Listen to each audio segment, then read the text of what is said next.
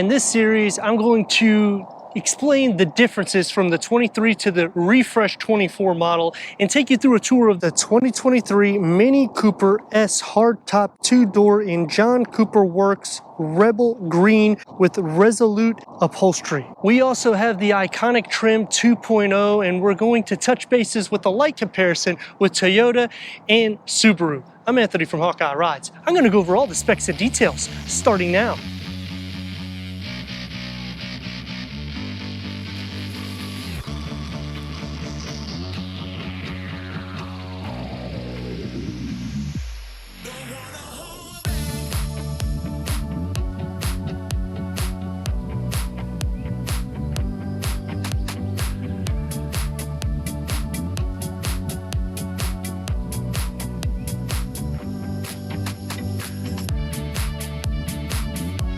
The Mini Cooper S with the Resolute package and the iconic trim 2.0 is going to give you a lot. Pearl white for your roof and the side view mirrors. You're going to get the piano black for your exterior trim. The mini badging will be blacked out. LED headlights with the cornering lights. The 2024 will have a heavy redesign. The front will look a little bit more athletic, more sleek and wide. The front will have a slightly shorter front overhang than the 23 model. And with the model we have today, I like how aggressive and sporty it looks because it keeps the athletic appearance to the front and it doesn't take away from the Mini heritage. The 24 model will get a new bumper, new grille, new headlamp assembly that looks almost identical to the one for the future EV model. The side view mirrors will receive a new shape. The Mini Resolute edition includes these 18-inch pulse spoke black alloy wheels. Napa leather steering wheel, the front disc reading at 11.6 inches, the rear at 10.2 inches, a McPherson strut front suspension, a multi-link rear suspension. Both the front and the rear will have your coil springs and your anti-roll bars with electronically brake force distribution. The smallest in length at 152.8 inches, a wheelbase at 98.2 inches. The BRZ and the GR86 is going to be about 15 inches longer than this. Now the 2024 will probably be a couple inches longer because of that front overhang, but for the side profile it's probably going to stay more or less the same. And for the 2024 model, the bottom bit may be a little bit altered depending on the size of the exhaust, because when you look at the spy footage, they are a little bit thicker, but we still get the grille pattern that's going to be encased over it. Union Jack LED tail light, non-power tailgate to go inside to 8.7 cubic feet. You have your 12-volt tucked right underneath here, and underneath you also have more storage. Split fold the rear bench at a 60-40 split, increasing cargo to 34 cubic feet. Mini twin power turbo, which is a twin scroll turbocharged. Let's go inside, start it up so you can hear that exhaust note.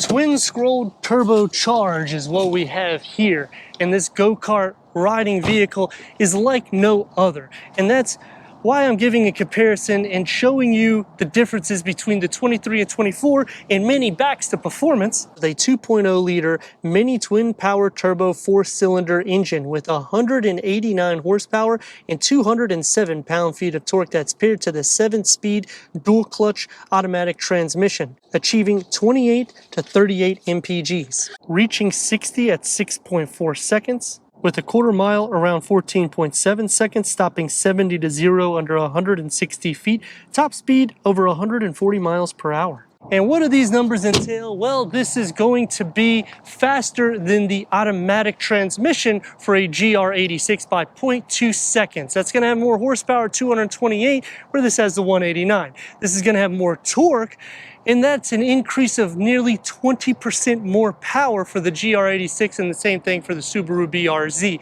This one will escalate to a higher price tag, but what you're getting here is an iconic brand that's moving forward with a refresh on the way. Let me know in the comments what you think about the 2023 Mini Cooper S 2-door hardtop as we go inside, go over the tech. it takes us for our drive. Getting inside this Mini Cooper S is not a problem for the front occupants with headroom at 40.3 inches, legroom 41.3 inches. And one thing that's pretty cool about the Mini is on the driver's side, you have 2 sunshades, which makes it easy. You don't have to do any adjustments because everything's right there, and it doesn't take away from the view from the front or the sides. 6-way adjustments with manual cushion extensions for the front seats. They're heated seats. The heads-up display is a glass panel that comes out of the dashboard, and if you wear polarized glasses, you can still see everything on the heads-up display. The driver display is connected to the steering wheel. It's a more minimalistic look, so there's not going to be a lot of settings onto it. With a leather-wrapped 3-spoke steering wheel, it's multi-function with the paddle shifters, and you get the Resolute badging in the lower. The gauge cluster is an 8.8-inch touchscreen with navigation. This will all be changed for 2024. It'll be a 1-glass panel. We have navigation, so when you click onto it, you can make it bigger, and we have the pinch, and we have the swipe. Click into the home button, and you have a lot of different wedges. Put it to reverse. We have a reverse camera with front and rear parking sensors. The nice thing about what Mini does, those LED light rings that go around it, when you get closer to an object, it will indicate there with a beeping noise. So I do like how cool that functionality is. Also, when you turn up and down your climate control, you can see how it will move. The same thing when you turn the fan speed, it will do the same indication, and it will do that for your RPM. Dual climate control settings, your toggle switches, a little storage compartment with a USB and a 12 volt, and cup holders, maybe a 20 ounce with the gloss black on the gear lever and the leather around it with your Mini drive. It's going to be more sport drive. Open up inside to your wireless charging pad. You can also move this back, and you'll have your manual emergency brake. The door panel and the dash has a good configuration because you can see how it keeps that round look for the Mini, even in the interior, everyday materials with the gloss black. It's going to be more sport drive, and for the grab handle, I like how it feels more aggressive. One touch up and down for your windows, and it's a smaller storage pocket. Backseat entrance, easy enough, and then you just push here and slide it forward. So the backseat headroom is at 36.9 inches, legroom at 30.8 inches. It's going to be tight, and you also sit a little bit more inwards. There's no area to rest. For the side panel, you get your everyday materials. There's nothing really soft here, but you have your speaker, and you have an area for a cup holder with another cup holder here in the center. Storage behind both of the front seats. And to pull out so you can get out of the vehicle, it's a little tight for somebody that's 6'3". This is what I like about Mini Coopers. 189 horsepower, 207 pound-feet of torque, 0 to 60 at 6.4 seconds, whereas the rivals 6.6 seconds or 6.1 with the manual. This one obviously with the manual is faster too. Let's see how she goes.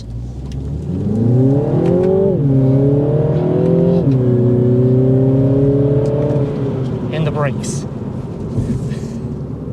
That go-kart feel, and the reason why it's a go-kart feel is because you are right on the wheel wells. Literally, right in front of you is your front tire. So when you're turning, you are playing like a video game in this. So the dynamics to it is just amazing. I like the fact that BMW kept it iconic like that. Didn't really extend the front too much, whereas on the 24, they are going to extend the front just a touch. So hopefully it keeps that aggressive, dynamic, fun to drive spirit. With the heads-up display, because of that glass, whether you have polarized glasses or not, and I know I'm not wearing my sunglasses, it still works, because when I drove to the lot in which I like to do my filming, I could see it perfectly. And I like that because usually when you get heads-up display, that's not the case. As for road noise and the feel, it's going to be bumpy. It's not going to be, you know, something that is forgiving. You're going to feel everything, whether at a high speed or a low speed, but that's also what you're expecting when you get into the Mini Cooper line. The fun thing about it, though, is how you can just wrap around things because it's such a small wheelbase, under 99 inches, and this is also the smallest variant comparing to the rivals. So when you give it a go,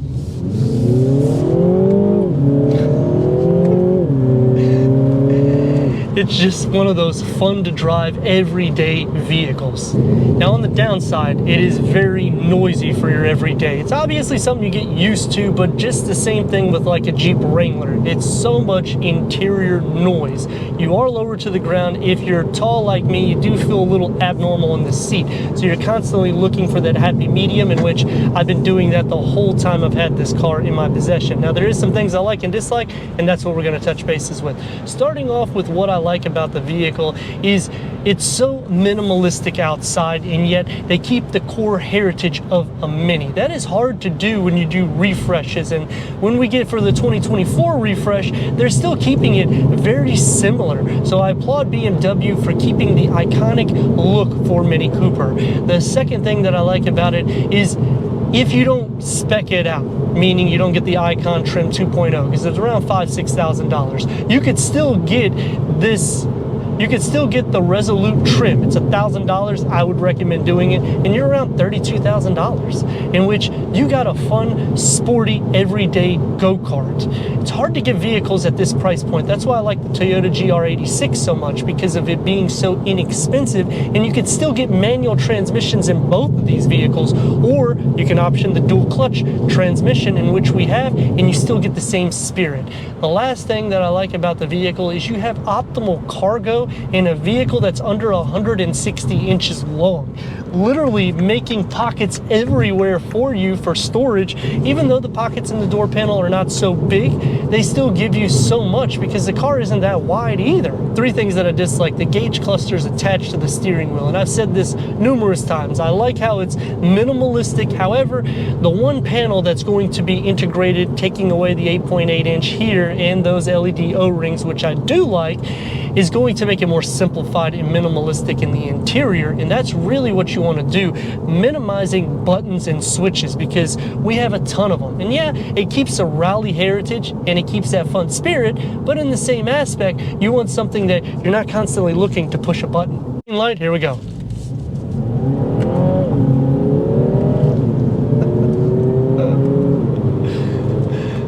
The F-150 pulled out, but I pulled out in front of him. We're not going to go into specs and details on a Ford F-150 because that's not what we're here to do. The last thing that I dislike about the vehicle is in the back seats. It's not that it's tight, it's that they just kind of taken every amenity out, in which if you want to make this thing the best, you really have to spend some money. You're talking $40–$50,000, and you want to go JCW, and then you get the raw performance underneath it. When you get this, it's great to get your feet wet, but what's going to happen is you're going to want to upgrade, because the power that you feel because of that go-kart ride, it's just insane. It's not like any other vehicle, and I always tell people you should just take one for a test drive so you can really see, because look, I mean, every time I drive the vehicle, I feel like I'm in the Italian Job. I just want to go crazy. Taking it back to the rivals, the GR86 and the Subaru BRZ, the interior is a little bit outdated looking because they also tried to keep it as iconic to the prior gen. Here, they made it so 21st century that this is an upgrade, in realistic few $1,000 difference, and the power that you get is pretty good because your curb weight is around 2,800 pounds. When you're that low in weight for the interior, you don't need a lot of power to move the vehicle up onto the interstate. Another nice point is the RPMs. You redline at 6. When you get into the GR86, the darn thing goes to over 7,000 RPMs. You sit higher up in this than you do the GR86 or the Subaru BRZ. That one's also a tighter fit inside the cabin, whereas here I have a little bit more width. Back seat, you can actually fit somebody in the back seat here, whereas there it's really just for extra cargo. They're great vehicles, don't get me wrong. I even considered purchasing a GR86 for an everyday because it's hard to get these type of vehicles in a $20–$30,000 price point. But this one's just more all-around fun because of the wheelbase, and it just keeps that heritage of a go-kart ride. And to show you some dynamics, this is what I mean by go-kart. It's just insane. Now we're gonna hard brake, turn radius, look at this. It is super tight, barely a lane and a half, and look. It's just a fun to drive car. I mean, you get the exhaust note that funnels in. Even though you got the road noise and you do feel that sports suspension, it's still good because you want to feel the road when you're in a Mini. I'd like to thank Mini of Wesley Chapel for giving us this 2023 Mini Cooper S 2-door hardtop for our car review. If you're already a subscriber, thank you for being part of the Hawkeye community. If not, I don't know what you're waiting for. Click the next video and the subscribe button. Check out the merchandise, website, and Instagram, and everything we do here at Hawkeye Rides.